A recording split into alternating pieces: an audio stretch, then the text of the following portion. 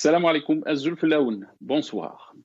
Dans un contexte difficile que vit notre pays, les manœuvres du régime n'ont pas cessé de désigner comme coupables des ennemis visibles ou invisibles qui seront responsables de notre malheur, autant que pays, mais autant que peuple aussi.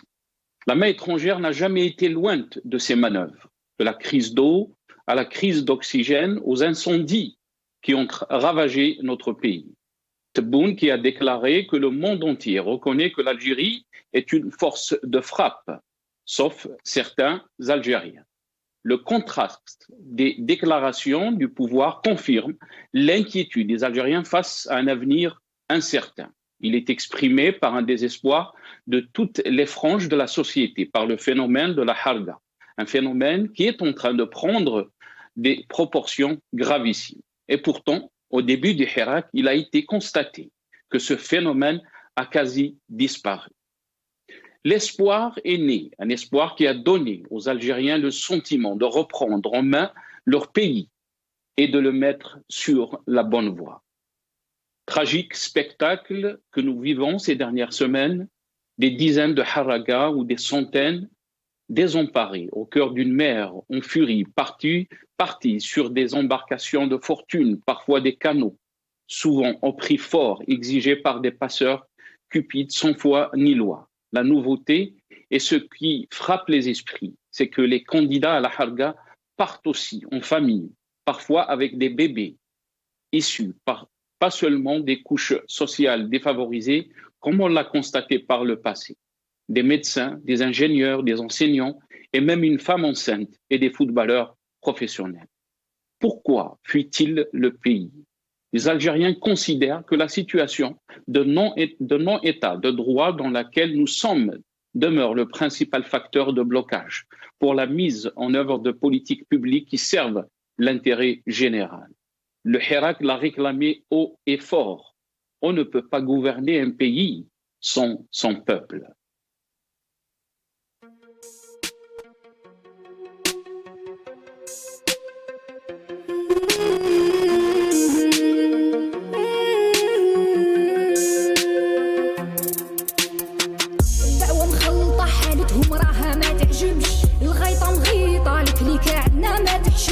شبيبة نايضة راو داير روحو ما يسمعش المزبلة واجدة والتاريخ يا خو ما يرحمش الخمسة ماكلات صفحتكم ما نطوات معول تخلطها وتخلي فيها غير الفتات الأميمة ما نسات جبدتها اللي نشوات 10 سنين تيروريزم وزدتو 20 ما كفات زوالي ولد بلاد جدو كي جدي عليها مات يا الخاين لاقت بك من يدك هربت ما ولات تروح وقاع تطير وقاع ويبقى غير الحجر في القاع يا مالك الضيبع بقرت لي تماما تنباع توكسيك توكسيك راها توكسيك الحالة مخلطة ويقول لي خطيك من البوليتيك توكسيك توكسيك راها توكسيك تتنحو قاع فيك من غير بوليسيون باسيفيك يا منتي ما نهناش ملكية ما نغبراش واش ما خسرناش في بلاد العياش شبيبة ما تعياش على بلادي ما تفراش يا منتي ما نهناش ملكية ما نغبراش واش ما خسرناش في بلاد العياش شبيبة ما تعياش ولاش سماحولاش توكسيك راها توكسيك الحالة مخلطة ويقول يخطيك بالبوليتيك توكسيك راها توكسيك تتنحو قاع فيك من غير بوليسيون باسيفيك خفنا عليها زمان من الغلطة نتاع زمان غصة في القلب سكتنا باش تبقى هي ثمان طال الحال الشاب زوالي من التخمام غرقتو في الزطلة راضي زيسبيري ما يلام يا القاضي عدل في حكام كاين ربي فوق المال موحدو كيتو هو البندية ما عليه كلام شفنا بعينينا سنين وبقينا حاصلين بين وبين بين حكم الميت ولا الشر وكلاش القتالين طحتو في اليدين ما نسمحو اليوم الدين نموتو ماش خسارة وتبقى بلادي في العينين ضحيتو بالقلالين مازال شافيتي قنتورين باسي كريمينال Rétro-info de la semaine, comme chaque samedi, on va essayer de revenir sur certains sujets qui ont marqué l'actualité algérienne cette semaine. Et on aura bien sûr comme invité avec nous pour en discuter Monsieur Adel Jabbar, analyste politique, qui sera avec nous depuis le Canada via Skype. C'est Adel Jabbar, il est avec nous. Marhaba bik, c'est Adel, bonsoir. Allah Yisselmek Nasser, merci pour l'invitation. C'est toujours un plaisir de participer à tes émissions. Bonjour à tes invités aussi, mais le plus grand bonjour va à notre peuple en Algérie et à l'étranger. Merci, cher Adel. Le plaisir est partagé, cher Adel. On aura aussi Yahya Bounouar, qui est analyste politique depuis Paris. Cherif Lounès, monsieur Cherif Lounès, universitaire, acteur associatif depuis le sud de la France, qui est avec nous. Cherif Lounès, bonsoir. Merci d'avoir accepté l'invitation. Marhaba bik. Oui, bonsoir. Shukran à l'invitation. Et on va essayer de débattre les uns et les autres dans l'intérêt de l'Algérie et de son peuple. Inch'Allah. Inch'Allah. Yatek Saha, c'est Cherif. On aura aussi dans la deuxième partie de cette émission Karim Kebir, mais aussi Yahya Bounouar, comme je l'avais annoncé. On va essayer donc de traiter donc les sujets qui ont marqué l'actualité algérienne cette semaine. La visite, les déclarations de Tebboune, bien sûr, on va y revenir. On aura aussi les déclarations de Chengriha, mais aussi la visite du commandant d'Africom en Algérie. Quelle signification pour cette visite, mais aussi donc cette question de visa. Sachant qu'il y a une nouvelle qui est tombée, que l'Algérie a rappelé son ambassadeur qui est à Paris pour dénoncer donc cette diminution de visa par rapport donc aux Algériens octroyés par la France. Donc on va essayer de revenir par rapport à cette question. Mais aussi le phénomène de la harga. Le phénomène de la harga, vous avez constaté ces dernières semaines un phénomène qui est en train de prendre de l'ampleur. Un phénomène qui s'accentue chaque semaine. On parle des milliers d'Algériens qui essayent donc de quitter, qui sont arrivés en Espagne, dans le sud de l'Espagne, un peu partout dans les villes du sud de l'Espagne. Pourquoi fuit-il l'Algérie? Une très grande question. On va commencer avec Cherif Lounès. Cherif Lounès, je vais commencer avec cette émission avec vous. Marhaba bik, bonsoir. On va essayer donc de revenir sur les déclarations de Tebboune qui dit que l'Algérie, il avait déclaré donc pendant sa rencontre avec les Wali, que l'Algérie est une force de frappe et qu'il y a une minorité d'Algériens qui nient cette évidence. Qu'est-ce que vous pensez de ces déclarations, Cherif Lounès? Vous vivez en France, mais vous suivez très très bien ce qui se passe en Algérie. Personnellement, je suis, quand j'entends ce genre de discours, je suis effaré que cette classe politique, en vérité des hommes de paille, d'un pouvoir, comme vient de le dire aujourd'hui même le président Macron, d'un pouvoir militaro-politique. M. Tebboune n'a aucune légitimité, vous le savez bien. Et il nous sort toujours des fanfaronnades des années 60. Aujourd'hui, le peuple algérien, dans sa totalité, ne donne aucun crédit de ce que peut dire M. Tebboune. Il n'y a pas de force de frappe en Algérie. S'il y avait une force de frappe, on éviterait que des milliers de jeunes et de moins jeunes se jettent à la mer au péril de leur vie pour tenter d'accoster sur les côtes chrétiennes de l'Europe. On en est arrivé là. Et c'est, comme vous l'avez dit dans votre introduction, c'est des milliers, des dizaines de milliers, bientôt des millions qui vont fuir de toute leur force ce pays qu'un régime depuis 60 ans a mené à la ruine. Ce pays immensément riche, comme vous le savez, est très mal géré par des incompétents et des incapables qui s'octroient des postes dont ils n'ont aucune formation. Et donc, ce pays, s'il ne prend pas conscience, je parle de ce pouvoir militaire surtout, s'il ne prend pas conscience qu'on est arrivé à une période où il faut vraiment trouver le changement, On a une jeunesse extraordinaire, elle a démontré par le mouvement Hirak, qui ont les capacités de faire cette relève. Il ne faut pas rater cette date, même s'il y a eu entre-temps cette épidémie du Covid qui a fléchi le mouvement du Hirak. Mais le mouvement du Hirak, c'est pour éviter que l'Algérie continue dans cette humiliation planétaire. Le monde entier sait très bien que ce pays, il est dans une situation catastrophique. Et donc, on peut, à travers votre émission, appeler encore les responsables actuels à vraiment prendre conscience que l'intérêt de l'Algérie, c'est pas des phrases comme ça, annoncées à droite et à gauche. Non, c'est vraiment changer les hommes et femmes qui doivent diriger ce pays. On a raté plusieurs occasions. On a raté déjà en 1980. Je voudrais dire un mot sur, il y a 40 ans, le mouvement berbère. Il fallait écouter cette revendication et partir sur de nouvelles bases. Ils ne l'ont pas fait, ils ont réprimé. En 88, les années 90. Et ils sont en train de recommencer maintenant avec le Hirak. On ne peut pas gérer et gouverner un pays que par la violence. Il faut de la justice, il faut de la liberté, il faut de la démocratie. Et c'est ça qu'ils ne veulent pas comprendre. Tebboune, quand il parle, il sait très bien qu'il est illégitime. Il sait très bien qu'il est imposé dans ce pouvoir. Et qu'il mène un pays qui peut être vraiment le phare dans le monde arabo-musulman et le monde africain, mais qui est dans une situation aujourd'hui de misère totale. Et les gens qui fuient, vous avez parlé de cette dame, vous vous rendez compte, une femme enceinte qui fuit avec 5 enfants. Mais nous sommes vraiment dans l'absurde le plus total. Voilà. Vous avez parlé des déclarations du président français Emmanuel Macron chez les Flounès. Et vous êtes, je pense, depuis longtemps en France. Vous suivez, vous êtes dans le mouvement associatif, vous êtes universitaire aussi, et vous suivez très bien donc cette relation algéro-française.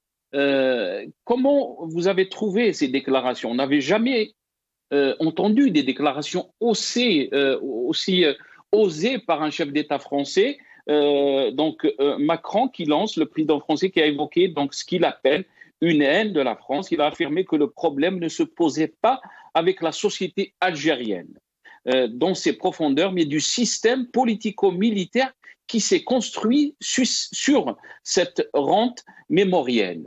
C'est très fort ce qu'a dit Macron chez les Flounès. C'est très fort, mais c'est une réalité. C'est une réalité que peut-être jusqu'à aujourd'hui, les responsables français et européens n'ont pas osé dire, mais ils connaissent, ils savent très bien. Donc, si vous voulez, il a été acculé à dire ça. Il a été amené à dire ça par les faits, par la réalité des choses. Et donc, aujourd'hui, si vous voulez, en France, il y a une opinion publique qui est en train de se monter contre ces migrants maghrébins en général, algériens en particulier, parce que vous avez vu qu'il y a eu ce problème de visa, effectivement, où on a dit qu'en France, par rétorsion par rapport au fait que l'Algérie refuse d'accueillir ses propres citoyens qui sont en situation irrégulière en France. Alors on dit qu'il y a à peu près de 8000 Algériens qui sont en attente d'être retournés en Algérie parce que le gouvernement algérien refuse de les recevoir. Donc les responsables politiques français subissent aussi cette pression de l'opinion publique qui est alimentée aussi par la fachosphère, vous savez, médiatico-politique. En ce moment, en France, il y a toute une... Voilà. Est-ce que ce n'est pas... C'est ce que je voulais dire dans ma question chez les Flounès. Est-ce que ce n'est pas lié par rapport aux élections de 2022, qui sont donc les élections présidentielles, où vous pensez que Macron a pris ses distances par rapport au régime algérien, alors que il n'y a pas longtemps, il avait dit des choses sur Tebboune. Il avait déclaré que c'était un homme intègre qu'il fallait donc soutenir. Donc pourquoi cette phrase aujourd'hui? Cette phrase aujourd'hui, d'après ce que je peux moi en déduire personnellement, c'est que, comme je vous l'ai dit, aujourd'hui, il y a des opposants à Macron, que ce soit Mme Le Pen ou que ce soit Zemmour, vous savez, cet immigré qui vient d'Algérie, et qui aujourd'hui s'acharne à dénoncer l'immigration. Il va même jusqu'à dire qu'il faut faire un retour même de ceux qui sont installés légalement en France. Vous vous rendez compte? Donc il y a cette pression. En plus, il est populaire. Donc il y a cette pression. Et Macron, comme vous l'avez dit, les élections approchant, c'est dans 6 mois, il est aussi contraint de montrer que lui, il est capable d'empêcher que des gens en situation irrégulière s'installent en France et que des migrants... Mais il est quand même si on passe cette question d'immigrés en situation irrégulière, parce que là, on aimerait juste analyser ce qui a été dit, qui a un sens très très fort. Quand on dit, on parle du système politico-militaire qui s'est construit sur cette rente mémoriale. Et là, bien sûr, il parle de la relation algéro-française, de l'histoire. Cette phrase est pleine de sens. Cette phrase, elle démasque le régime algérien, parce qu'on sait très bien que le régime algérien est lié aussi à ces États qui le soutiennent dans la France. Elle démasque ce pouvoir algérien parce que Macron, il a conscience que tant que ce régime est en place, tant qu'il n'y a pas la démocratie, tant qu'il n'y a pas la liberté, les migrants vont arriver par bateau entier, sans arrêt. Donc ça le met en position de fragilité par rapport à ceux qui le dénoncent aujourd'hui comme étant incapables de juguler cette immigration. Et c'est pour cette raison que c'est dans ce débat électoral qu'il a pris cette mesure de limiter à 50% les visas, et dont il dit d'ailleurs que ne sont pas concernés les étudiants, les gens de l'économie, etc., mais que ça va viser surtout le milieu dirigeant algérien. Parce que vous n'ignorez pas que les dirigeants algériens, dans leur majorité, vivent en France. Leur famille est en France. Ils ont des biens, ils ont des comptes bancaires.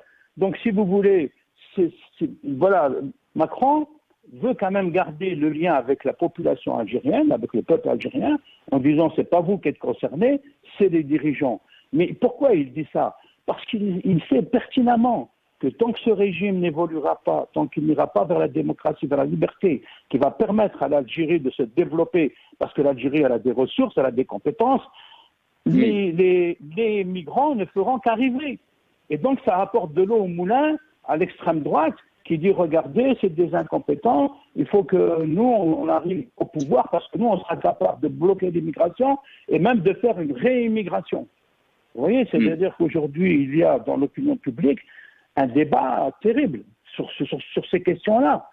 En plus, vous rajoutez l'islam. Alors, en ce moment, la communauté musulmane dans son ensemble, et les Algériens en particulier, sont dans une situation délicate en France.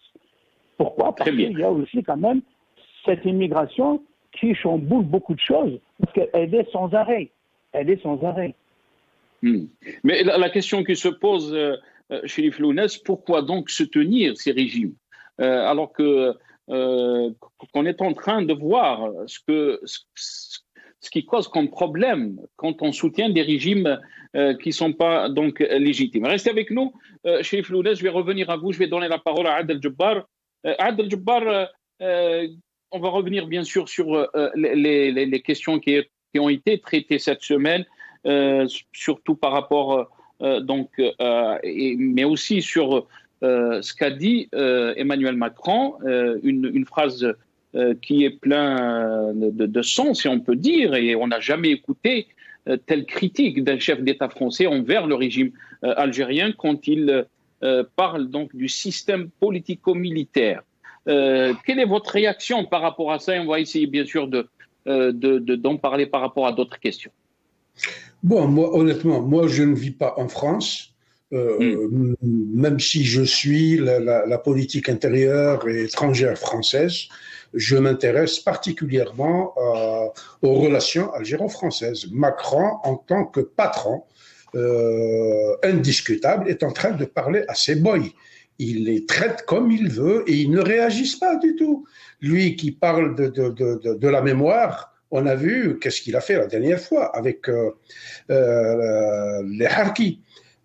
Comment il les a reçus, comment il les a réhabilités historiquement, etc., faisant fi au régime militaire soumis à la France. Moi, à partir du coin où je vis, je vous assure, j'ai le même regard sur la France que la France a ce regard sur l'Algérie. Pour moi, c'est un immense décalage. Le discours de Macron est destiné à son électorat, donc c'est du bouillon pour les morts pour moi. C'est un truc qui sera appelé. Les Algériens continueront à être déconsidérés, irrespectés, tant et aussi longtemps qu'il n'y a pas un État puissant en Algérie pour pouvoir les défendre. Je me rappelle quand j'avais 20 ans, en 70, nous partions avec un passeport vert, le même passeport algérien, mais nous étions très respectés parce que nous vivions sur le crédit qui a été engrangé par la glorieuse révolution de 54-62. Nous étions très respectés. Il n'y avait pas de visa. Je me rappelle que les Algériens avaient encore cette dignité-là jusqu'au moment où la France a imposé ces visas. Et puis aujourd'hui, c'est un tour d'écrou encore. On est en train de serrer davantage. Mais soyez rassurés, ce discours-là n'est pas destiné aux oligarques algériens qui, comme le disait votre intervenant qui m'a précédé, disposent des biens, de comptes bancaires. Ils connaissent tout sur eux, l'argent qu'ils ont volé, qu'ils ont détourné d'Algérie pour venir s'installer en France. C'est des gens qui ne sont pas inquiétés. La plupart d'entre eux ont la double nationalité, donc ils ne sont pas concernés. Ce discours-là est destiné pour la consommation de l'électorat français, notamment l'extrême droite et la droite qui a ses candidats aujourd'hui dans ce Éric, je ne sais pas trop quoi. Mais on peut comprendre si Macron avait parlé de l'immigration, Adel Djebbar, mais quand il parle du système, quand il parle du régime algérien, donc il le nomme, il le qualifie de système politico-militaire. Ça n'a jamais été dit ça par un chef d'État, même en campagne électorale. On sait très bien ce qui se passe en France par rapport donc à l'extrême droite, donc au discours de l'extrême droite par rapport à l'immigration. Mais là, Macron parle du système politique algérien, du régime, si on peut dire, Adel Djebbar. Mais Macron, en tant que patron, parce que les décisions algériennes se prennent à l'Élysée ou à Matignon. Ça, c'est une évidence, c'est une vérité de la palisse. Il peut dire n'importe quoi, il peut déclarer n'importe quoi, parce qu'il sait qu'en face de lui, il n'y a pas de réaction. Si Macron était honnête politiquement, ainsi que toute l'oligarchie politique française était honnête vis-à-vis de l'Algérie et de son peuple, pas de ses dirigeants illégitimes, il n'a pas à les soutenir. Nous savons aujourd'hui que le bras séculier qui défend la dictature militaire algérienne depuis 1962 à aujourd'hui, c'est la France. C'est la France. Et la France n'a absolument aucun intérêt à ce que la démocratie, la liberté, l'indépendance s'installent en Algérie. La France n'a pas besoin à son flanc sud d'une puissance régionale. Tel que ça me fait rigoler parce que je me rappelle la bravade de Kedeboun et de Qizmoun qui disaient nous sommes une puissance régionale. Donc la France, aussi bien la France que l'Espagne que l'Italie, n'ont pas besoin de puissance régionale dans leur flanc. Ces gens-là sont au service de la néocolonisation.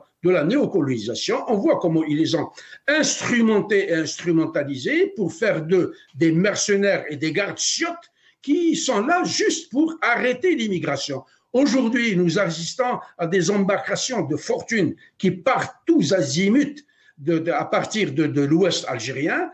Moi, la question que je pose, et qui est une évidence, le chef d'état-major il est parti la dernière fois dans les casernes vociférer, développer un discours belliqueux et guerrier vis-à-vis du Maroc, vis-à-vis d'Israël, pour dire l'ennemi. Donc nous sommes à 1 centimètre de la guerre. Je ne comprends pas comment un pays qui se prépare à faire la guerre contre l'ennemi éternel, entre guillemets, parce que moi, les Marocains sont des frères et des amis, et je les considère comme un peuple, mais pour l'oligarchie militaire, c'est des ennemis. Comment ne pas se questionner sur le fait qu'une marine puissamment armée avec des sous-marins, des frégates, ne peut pas arrêter des petites embarcations de fortune? Comment se fait-il que les gardes-côtes, qui sont si promptes à arrêter n'importe qui, n'arrêtent pas ces embarcations de... Comment se fait-il qu'une armée aussi puissamment armée qui se trouve aux frontières ne réagit pas, les gardes frontières ne réagissent pas, les mukhabarat qui sont prêtes à débuter n'importe quel Facebookiste, fût-il 30 000 pieds sous terre, comment ces gens-là n'arrivent pas à réagir et à faire arrêter cette hémorragie? Moi, je vous dis une chose, cette hémorragie est voulue. Tout ce qui se passe en Algérie sont l'œuvre du DRS. Parce que les Mukhabarat, les Irhabiyya, ils sont en train d'inventer tout pour créer la panique aussi bien chez nous et lancer des alertes en direction de leurs partenaires étrangers. Vous allez me dire pourquoi l'Espagne est en train de profiter, la France, mais ce régime criminel, militaire, ne carbure qu'au chantage. Ils ne savent faire que du chantage. Aujourd'hui, des Algériens sont bloqués à l'étranger, où ils étaient bloqués parce qu'ils n'avaient pas d'avion à cause de cette histoire de pandémie. C'est la seule fois, et c'est l'unique pays au monde qui exige de ses ressortissants bloqués à l'étranger ou de ses ressortissants vivant à l'étranger d'avoir une autorisation pour rentrer en Algérie. Moi, je me souviens, dans les années 73-74, on avait besoin d'une autorisation de sortie pour quitter le territoire national. Et crois-moi, Nasser, on partait à l'étranger, on allait en Suède, en Angleterre, en Allemagne, au Danemark, en Pologne, et on revenait chez nous, parce que le pays était encore vivable. Il y avait un espoir de bâtir un pays, une économie, et d'avoir un avenir dans ce pays. Ce n'est plus le cas aujourd'hui. Il y avait un espoir, il y avait même cet espoir était au début du Hirak. Au début du Hirak, donc on avait constaté que le phénomène de Halga a quasiment disparu. Donc, on va revenir un peu sur les déclarations de Tebboune, soundbite de Tebboune, la régie. Si on peut juste donc écouter ce qu'il a dit Tebboune, et je reviens à mes invités très rapidement. الاستيراد ضروري يعني لابد من الاستيراد لأن ما فيش دولة في العالم اللي ما تستورج. لازم الاستيراد يكون مكمل للإنتاج الوطني، ما يكونش هو الغاية. خلصنا على هذا الأساس بصفة هيكلية. Sommes dans des réformes structurelles, pas conjoncturelles, très structurelles. اليوم بصفة هيكلية الاستيراد نتاعنا انخفض إلى حول 31 مليار دولار. هذه 10 سنوات كان الاستيراد نتاعنا يساوي 60 مليار دولار. وهذا اللي كان يخلق عجز، لأن الإنتاج نتاعنا والتصدير خارج المحروقات يساوي 1,850 مليون دولار آنذاك، إذا تعوض بالبترول. اليوم لا، اليوم صح النفط مازال يلعب دور ولكن ما فيش عجز. الشيء اللي ننتجوه من محروقات وغير محروقات يكفي سنويا لتسديد الواردات أو الاستيراد بدون ما نمس في الاحتياط تاع الصرف نتاعنا. يعني لي ريزيرف دو شانج قاعدين، والشيء اللي تجيبه السنة يكفي الاستيراد نتاعنا.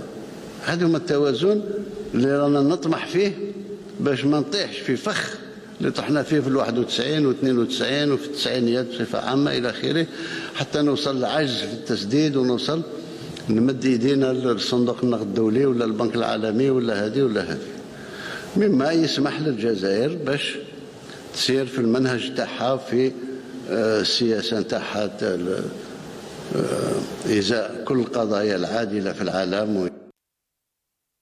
Donc, vous avez écouté Tebboune qui essaie un peu de décrire la situation l'économie de notre pays. Est-ce que cette économie existe? Est-ce qu'il y a une stratégie? Est-ce qu'il y a une vraie politique? Est-ce que le problème de l'Algérie est un problème économique? Alors que beaucoup d'observateurs parlent que la crise algérienne est avant tout une crise politique. Je pense qu'on a avec nous Yahya Bounouar, l'analyste politique depuis la France, qui est avec nous via Skype. Yahya Bounouar, marhaba bik, bonsoir. Je n'entends rien. أني نسمع فيك خويا يحيى مرحبا بك. مرحبا, merci pour l'invitation خويا ناصر. مرحبا, merci beaucoup Yahya Bounouar d'avoir accepté cette invitation. Yahya Bounouar, si on revient un peu sur ce qui a marqué l'actualité algérienne, bien sûr il y a les déclarations de Tebboune qui parlent donc de force de frappe, qui parlent d'une économie, alors que les Algériens savent très bien que l'Algérie n'a pas d'économie, n'a pas surtout les difficultés socio-économiques que vivent donc les Algériens quotidiennement. Mais aussi, si on peut revenir aussi, j'aimerais avoir votre réponse par rapport aux déclarations de Macron, Yahya Bounouar. Il y a des déclarations très très fortes qui donc qualifie le système, le régime algérien de système politico-militaire. Yahya Bounouar. Oui, ce qu'a dit, qui a été publié dans la presse aujourd'hui, et ce qu'a dit Macron, c'est ce que pensent la plupart des dirigeants européens, espagnols, italiens, allemands, français, anglais, mais également aux États-Unis. C'est ce qu'ils disent du régime algérien en privé. Ce qui a changé, c'est que Macron l'a dit. Ça a été publié dans les journaux, mais c'est ce qu'ils pensent d'eux. Ils en ont marre des généraux. Ils pensent que ce sont des voyous, des gens avec qui ne sont pas rationnels, qui sont totalement irrationnels. Et donc, imaginez... Mais pourquoi ils les soutiennent, les Bounouar, dans ce cas-là? Pourquoi ils les soutiennent? Parce que on se rappelle les déclarations aussi de Macron qui avait parlé que Tebboune était un ami, qu'il fallait soutenir, qu'il était courageux dans ses politiques. Oui, alors on revient à ce que ce qu'a dit Macron, c'est ce qu'il pense des généraux, en privé, tous. Ce qui a changé, c'est ça a fuité en public. Pourquoi ils les soutiennent? Ils les soutiennent parce que, on va le dire clairement, ils n'ont pas pour l'instant d'autres alternatives. Ils sont sous le chantage du régime des généraux, ou c'est nous, ou c'est le chaos. Et vous savez ce que ça veut dire, le chaos en Algérie. Dans la région, la situation est instable en Libye, elle est aussi instable politiquement en Tunisie, et l'instabilité de l'Algérie ferait que ça ferait des milliers et des milliers de kilomètres de côtes qui sont en face de l'Espagne, de la France, de l'Italie, et on connaît la crise des réfugiés, la crise migratoire, la crise climatique, et ça ferait un appel d'air pour des millions d'Algériens, mais aussi d'Africains qui auraient une espèce d'autoroute. L'Algérie est un continent, donc voilà, ils sont sous cette menace et sous ce chantage permanent. Maintenant, ils savent très bien, Macron sait très bien que le régime algérien ne supporte aucune critique. C'est-à-dire quand un jeune dans un village au fond de l'Algérie écrit un post sur Facebook qui est lu par 100 personnes, ils le mettent en prison. Alors imaginez l'état dans lequel ils sont quand c'est un président de la République française qui dit ces choses-là. Il a dit que c'est un régime politico-militaire, c'est ce qu'on dit tous depuis des décennies. C'est le président, et c'est insupportable pour eux. Quand Macron dit que c'est un régime militaire, c'est Dawla Madaniya, M. Askaria. Il valide les revendications du peuple algérien. Et tout de suite, ils ont été, je crois qu'il y a eu un communiqué ou une information qui dit qu'ils vont convoquer. Ils sont allergiques. Ils ont rappelé l'ambassadeur algérien donc de Paris. Ils l'ont rappelé. Voilà, ils sont Ils sont allergiques à toute critique, à toute opinion différente, à toute vérité. Quand on dit que c'est un régime militaire, c'est une vérité que le monde entier connaît. Mais il ne faut pas la dire. Ils sont dans un déni. Et donc, c'est de ce régime que Macron a parlé. Vous pensez bien que Macron a des conseillers qui lui font des notes et il sait très bien... Il connaît très bien le régime algérien, il sait très bien ce que veulent les Algériens. Alors, ils essayent de ne pas trop les bousculer, de ne pas trop les critiquer, parce qu'ils ont peur d'eux. Hein. C'est du chantage. On a vu dans les années 90, quand les attentats ont été exportés, la violence a été exportée au Maroc avec l'attentat à Marrakech, puis exportée en France avec les attentats dans le métro parisien, et ainsi de suite. Ils savent à qui ils ont affaire. Ils savent qu'ils ont affaire à des généraux qui sont complètement hors sol, paranoïaques. Donc, ils font très attention à ce mais de l'autre côté, Yahya Bouhnouar, on a vu par exemple cette semaine la visite du commandant d'Africa qui avait parlé d'un régime algérien dont on fait confiance, dont on lui fait confiance, surtout dans la lutte antiterroriste, sécuritaire, donc, ces États, ils sont là, ils déclarent des déclarations positives par rapport à ce régime, Yahya Bouhnouar. Oui, on avait entendu, Townsend, le commandant d'Africa, parler de ça. Oui, que voulez-vous qu'ils fassent? Est-ce qu'ils vont pas encore mettre la pression sur eux et les déstabiliser, même s'ils connaissent leur nature? Vous vous rendez compte, au Mali, en 2014, donc il y a 7 ans, lorsque les groupes terroristes avançaient sur Bamako et qu'ils allaient prendre Bamako, c'est la France qui a intervenu militairement. Les Algériens n'ont rien fait. Ils déclarent à longueur de journée qu'ils font la lutte contre les terroristes, mais ils étaient là, ils regardaient les groupes terroristes qui allaient marcher sur Bamako. Ils n'ont rien fait. Mais en même temps, ils ne peuvent rien faire. C'est-à-dire l'Algérie, la situation géostratégique, géographique de l'Algérie, c'est la géographie qui fait que l'Algérie, elle est là. Elle est importante. Mais ce régime, ils ne veulent surtout pas déstabiliser l'Algérie, contrairement à ce que raconte le régime algérien, que le monde entier veut le déstabiliser. C'est faux. Le Sud, les pays de l'autre rive de la Méditerranée ne veulent surtout pas déstabiliser l'Algérie, même s'il faut pour cela faire de temps en temps des compliments à des généraux. C'est pas ce qu'il a déclaré Chingriha cette semaine. On écoute Chingriha et on va revenir donc par rapport à ce qu'il a déclaré. ولأن ثبات بلادنا على هذه المبادئ وتصميمها على عدم الحياد عنها أصبح يزعج نظام المخزن ويعيق تجسيد مخططاته المريبة في المنطقة. تمادى هذا النظام التوسعي في المؤامرات والدسائس وإطلاق حملات من الدعاية الهدامة من أجل تحجيم دور الجزائر في المنطقة واستنزاف قدراتها وتعطيل مسار تطويرها ومحاولة ضرب وحدة شعبها من خلال إشعال نار الفتنة والفرقة والتشتت بين صفوفه. فوجد الأعداء ضالتهم في بعض ضعاف النفوس وخونة الأمة وجنداهم كعملاء لهم في الداخل واستعملهم كأدوات للوصول إلى مبتغاهم المتمثل في إضعاف الجزائر من الداخل والضغط عليها لجعلها تتخلى عن مبادئها الثابتة وقيمها النبيلة وتتنكر لقضايا الأمة.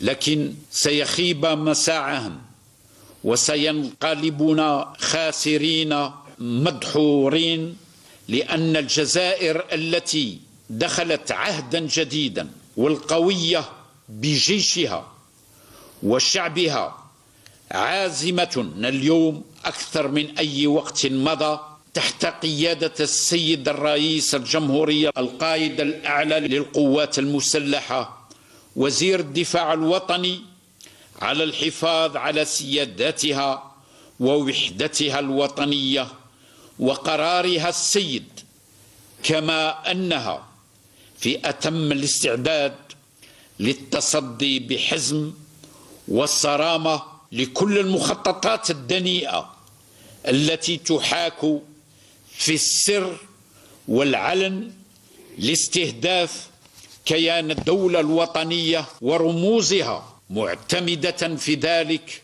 على رصيدها التاريخي الزاخر ومبادئها الثابتة ووحدة شعبها الأبي الذي سيقف مع قيادته ومؤسسات دولته في كافة الظروف والأحوال كرجل واحد أمام أي جهة تنوي الإضرار بالجزائر الشهداء، فإرادة الشعوب لا تقهر. Donc ça, c'était les déclarations de Saïd Chingriha, le chef d'état-major. Yahya Bounouar, vous avez entendu Chingriha, donc les complots contre l'Algérie sont là et il vient donc de détailler ces complots et de parler donc de cette situation géopolitique. Qu'est-ce que vous en pensez, Yahya Bounouar? Oh, très clairement, c'est un discours qui date des années 70, un discours où il y avait des ennemis partout et tout le monde en voulait à l'Algérie.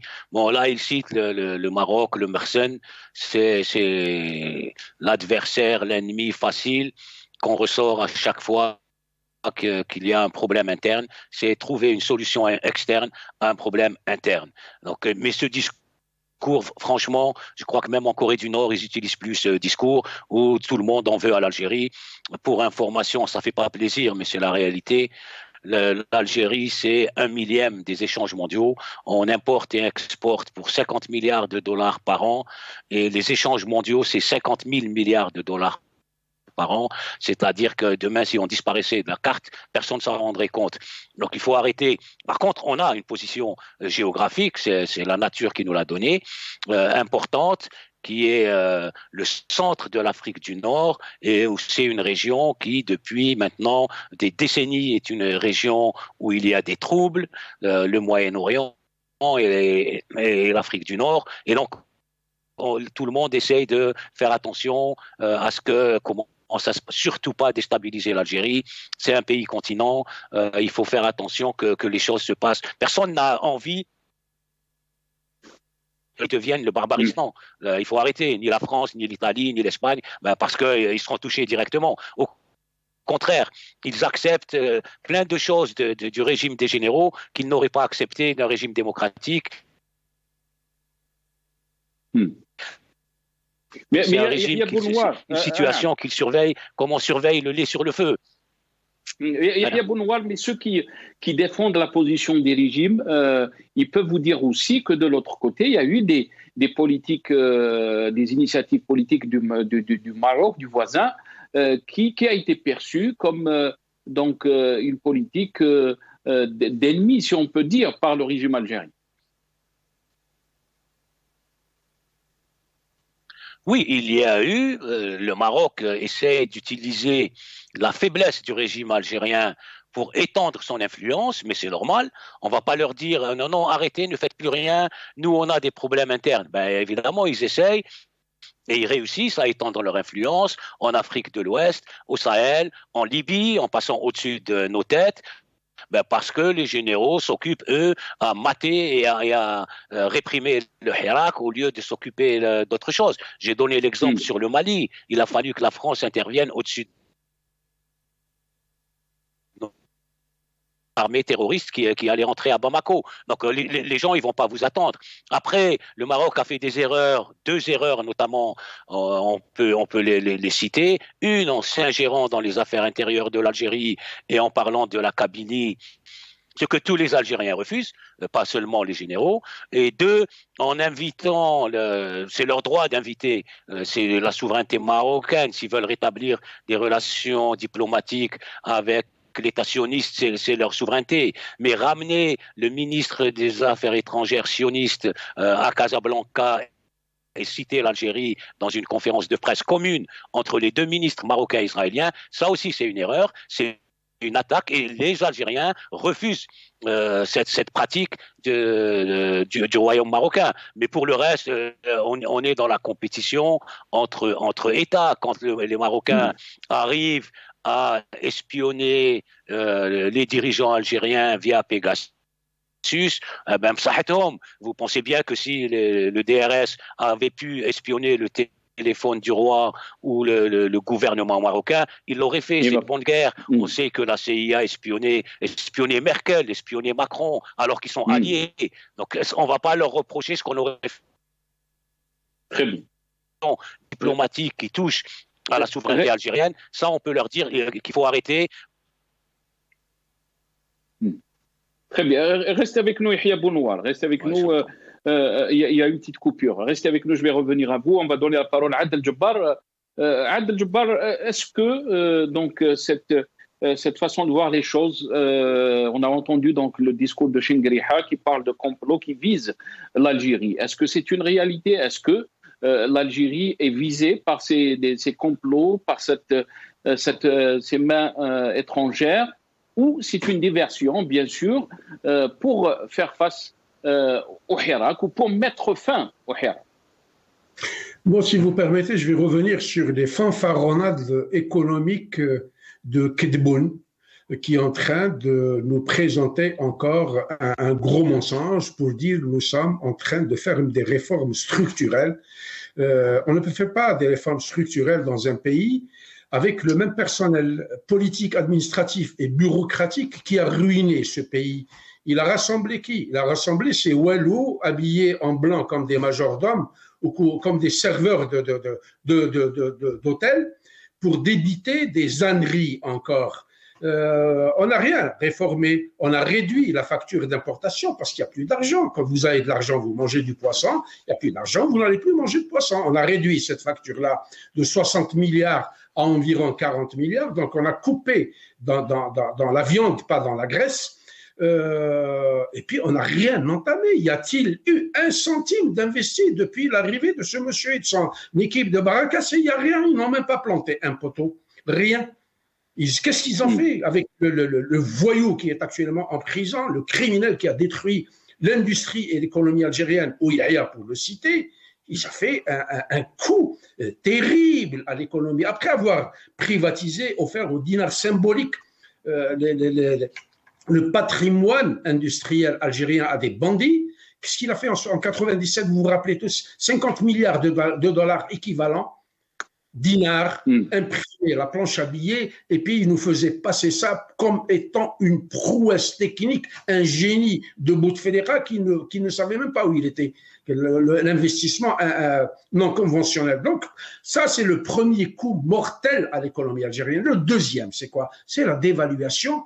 De 97 jusqu'à maintenant, le dinar a perdu pratiquement 30 ou 35% de sa valeur.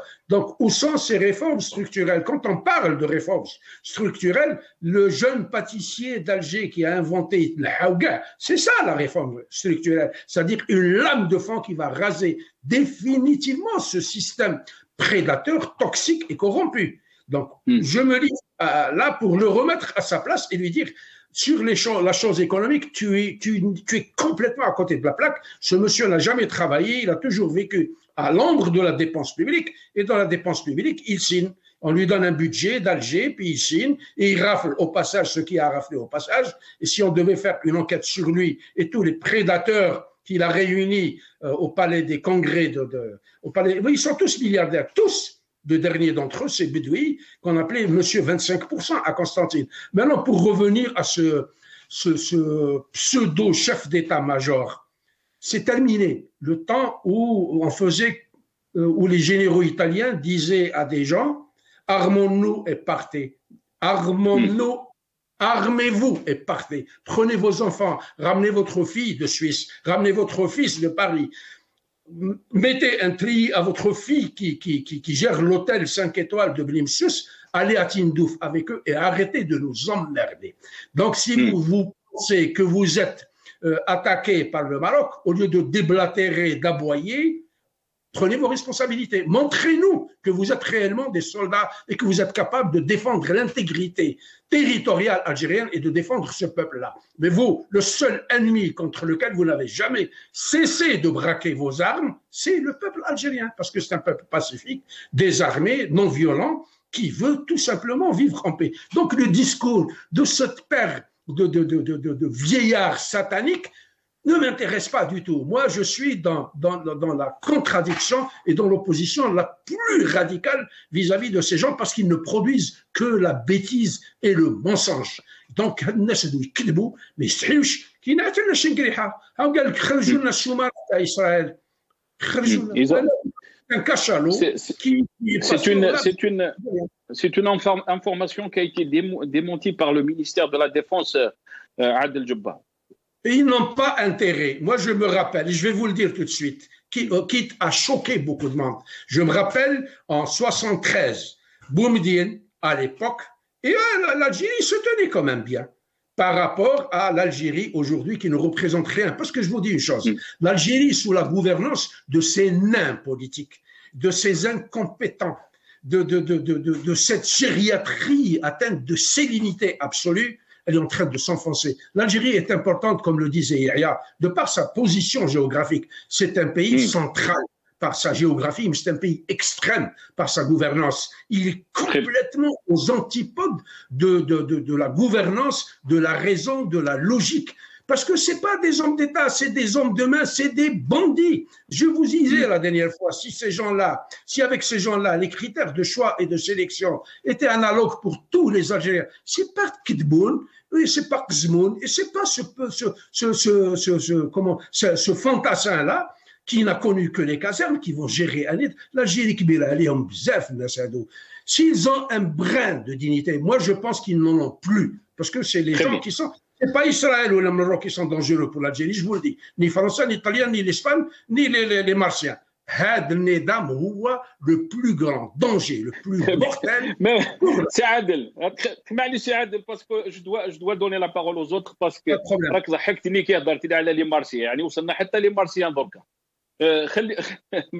Je vais revenir à vous Adel Jabbar. Chérif Lounès, je reviens à vous, désolé. Peut-être j'ai tardé un peu pour vous donner la parole. Chérif Lounès, vous êtes donc un observateur, donc ce qui se passe chez nous, vous êtes à l'étranger.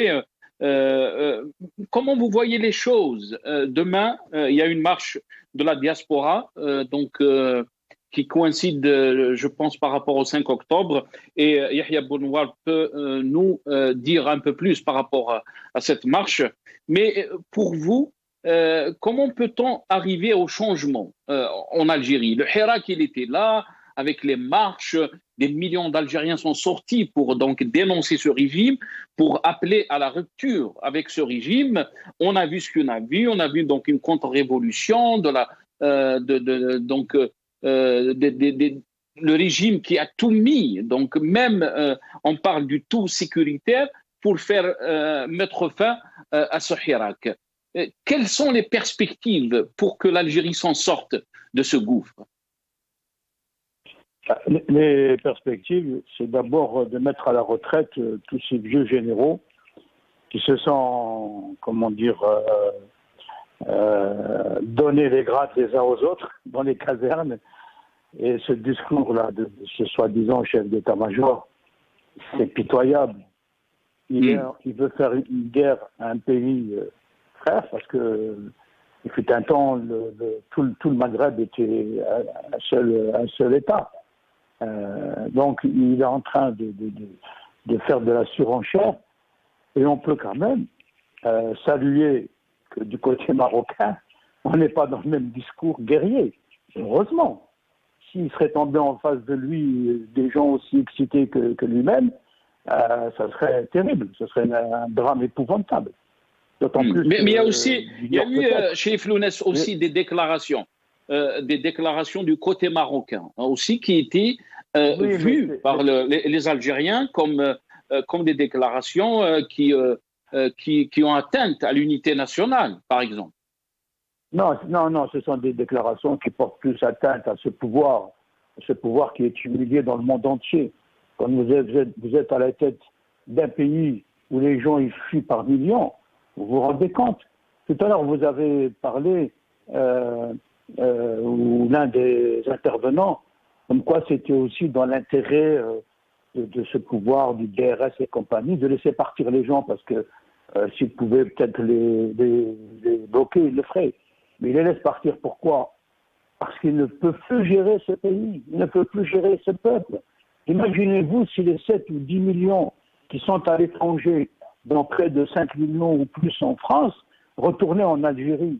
Qui pourrait les faire vivre? Ce n'est pas ce pouvoir.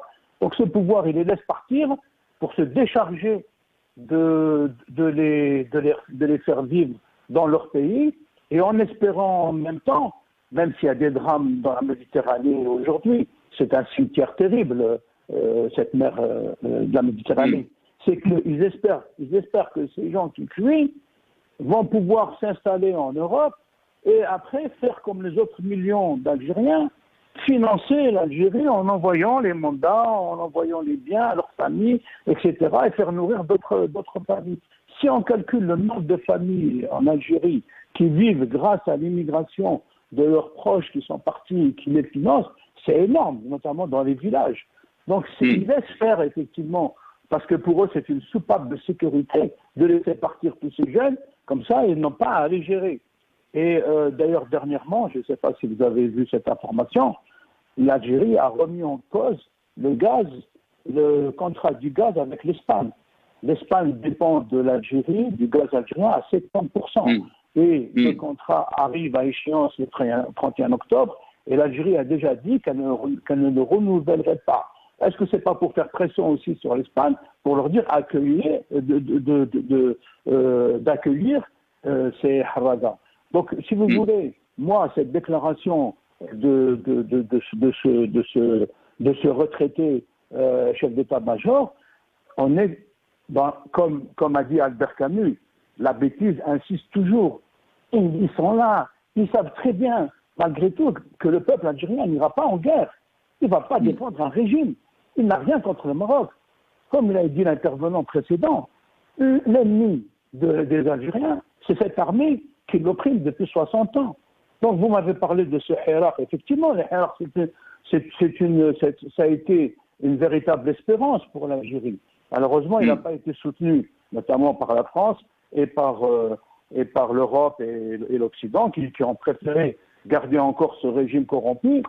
Mais c'est ce genre de cette génération algérienne qui va pouvoir apporter effectivement, puisque vous parlez de l'avenir de l'Algérie, de sortir l'Algérie qui est fixée dans le temps, qui est sclérosée, etc., pour l'amener vers plus de liberté, vers plus de modernité. C'est ça que veulent les nouvelles générations. Ils veulent de l'innovation. Ils sont capables de le faire, puisque ces jeunes étudiants, quand ils partent, ils arrivent à s'installer dans des entreprises, dans des hôpitaux, etc.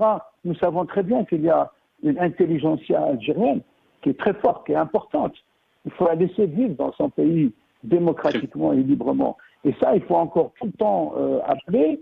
Peut-être qu'il y a des gens dans ce pouvoir qui vont peut-être prendre conscience qu'ils sont en train d'aller dans l'abîme de plus en plus et qu'il est temps de passer la main à cette génération en lui facilitant l'accès aux responsabilités dans la transparence, dans la liberté et dans la démocratie. Et ils peuvent faire de cette Algérie une véritable Californie. Mais il faut les laisser faire. Moi, je pense que toutes ces déclarations que vous avez passées de Tebboune et de Chaglia, ça n'apporte rien. Ils sont encore dans un passé.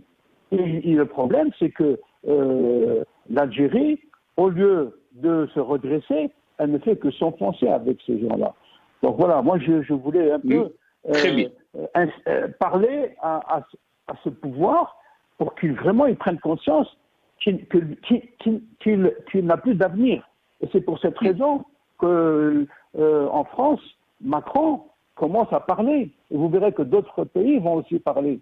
Et Macron, pour revenir à cette histoire de visa, et j'en aurais terminé, il a quand même dit une chose qui est importante. Parce qu'il va jusqu'à menacer le pouvoir algérien en lui disant, si vous ne coopérez pas pour éloigner des gens qui sont en situation irrégulière, c'est-à-dire pour reprendre les Algériens qui sont en situation irrégulière et dangereux, on ne va pas vous faciliter la vie. Vous vous rendez compte comment il parle à ce pouvoir? Macron s'est dit à ce pouvoir algérien, on ne va pas vous faciliter la vie.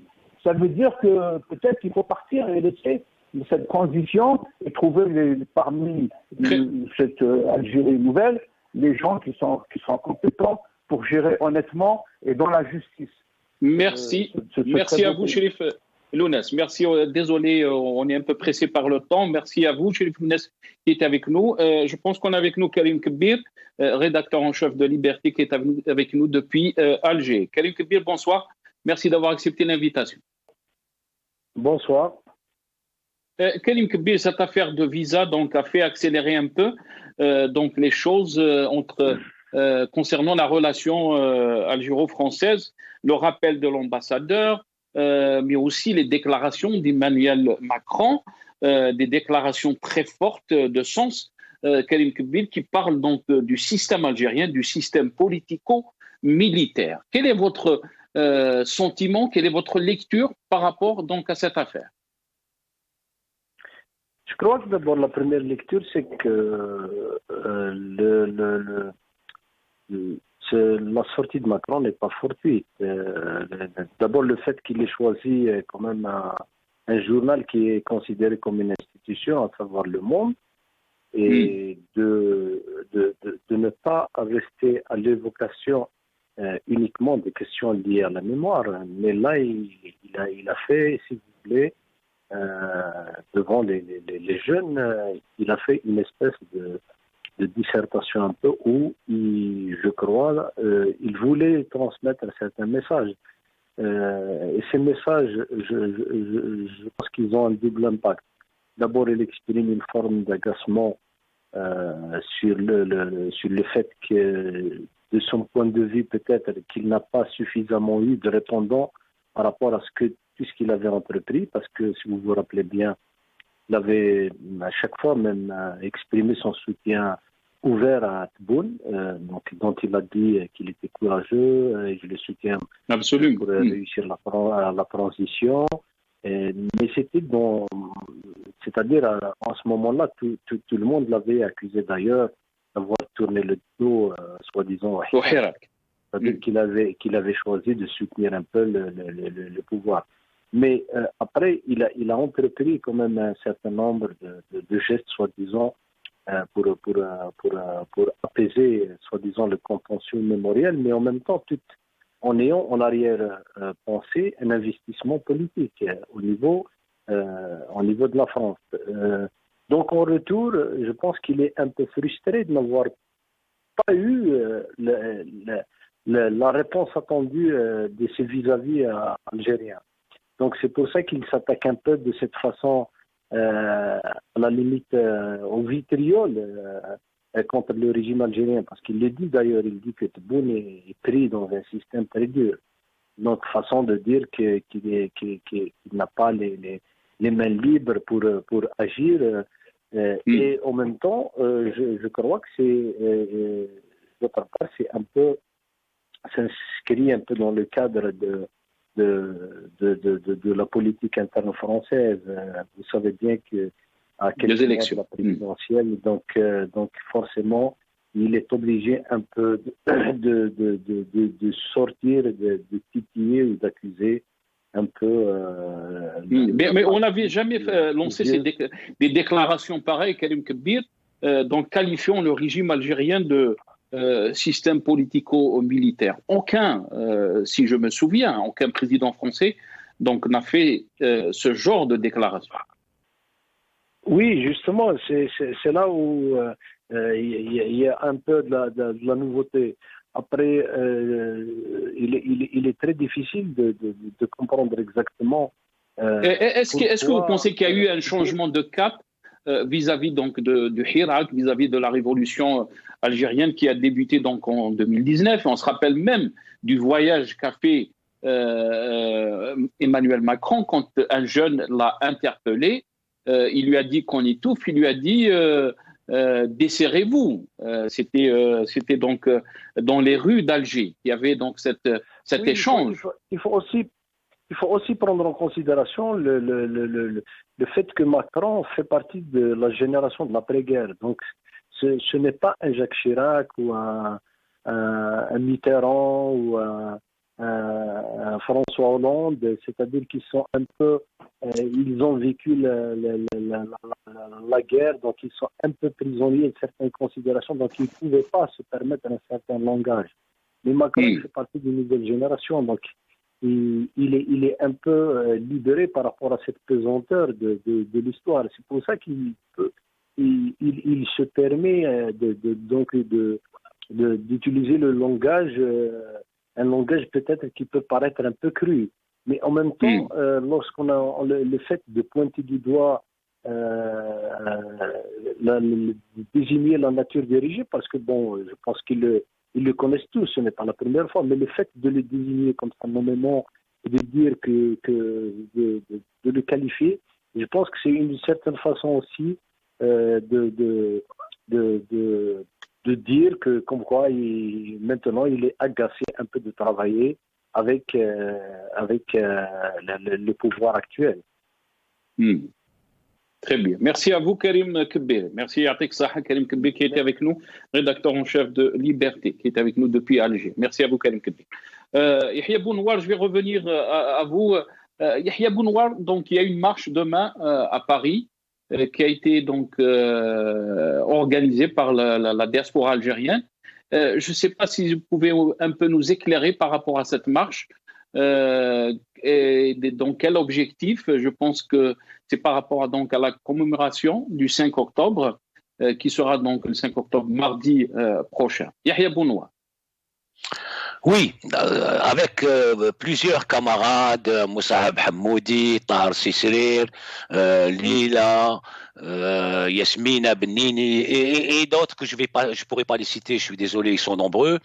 Donc l'idée c'est d'organiser une marche en commémoration du 5 octobre. On rappelle qu'il y a eu plusieurs centaines de morts, que ça avait été une intifada qui avait donné lieu à un processus une transition démocratique qui a pas abouti, à laquelle il a fallu un coup d'État pour y mettre fin et qui a conduit ensuite à une guerre civile atroce avec des centaines de milliers de morts. Donc c'est un événement très important de l'histoire de l'Algérie indépendante.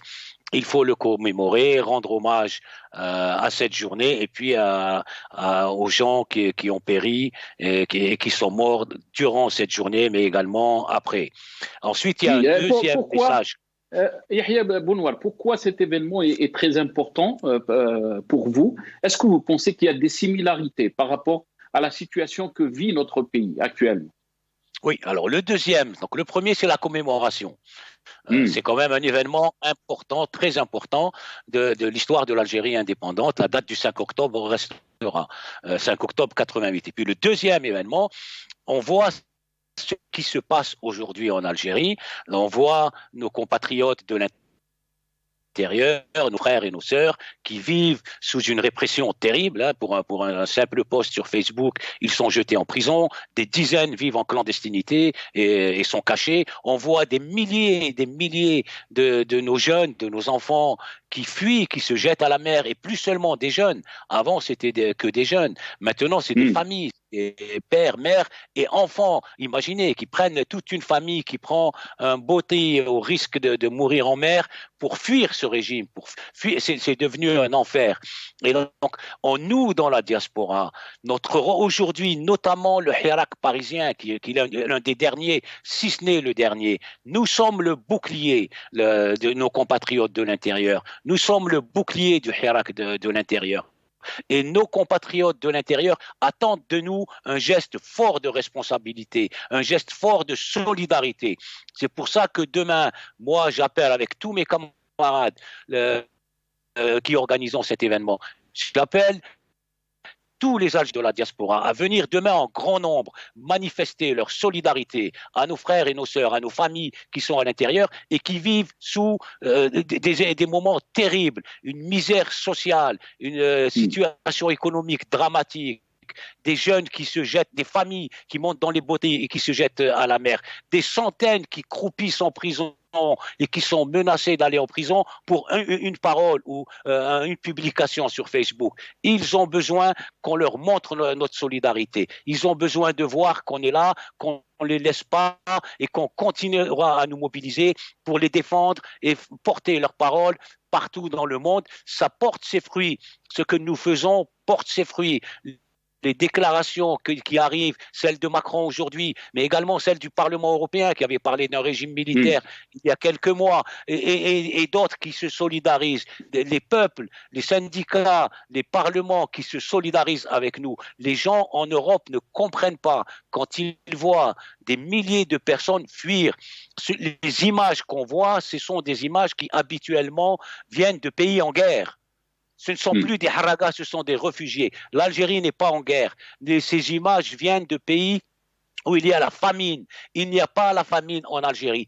Et pourtant, des milliers de personnes, et plus seulement des jeunes, mais de toutes les franges du peuple, fuient ce pays ou subissent le régime à l'intérieur, ou sont jetés en prison, ou vivent sous la menace d'aller en prison. Nous avons des militants, vous les connaissez, je les connais, qui aujourd'hui, chaque matin, ne sont pas sûrs de dormir chez eux le soir et risquent d'aller dormir en prison s'ils osent dire un seul mot ou écrire une seule phrase sur Facebook. On ne va pas citer les gens. Et donc, ils ont besoin de notre solidarité. C'est pour ça que j'insiste. Demain, il faut que la diaspora se mobilise vraiment pour envoyer un signal.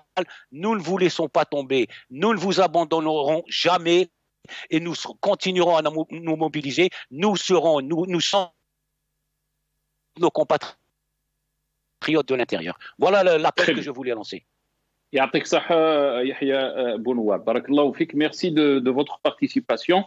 Donc, la marche de la diaspora, si vous pouvez juste nous confirmer l'horaire, Yahya Bounouar. Demain, le rassemblement, 14h, place de la République. À 15h, la marche débutera. Elle se dirigera vers place de la Nation. La marche prend 1h30, 2h, maximum 3h. Et à 18h, la dispersion est prévue à place de la Nation. Donc, venez nombreux. Nos frères et sœurs de l'intérieur ont besoin de nous. Merci à vous, Yahya Bounouar. Adel Djebbar, je vais finir cette émission avec vous très rapidement, s'il vous plaît, parce qu'on me lance à l'oreillette que j'ai pas beaucoup de temps.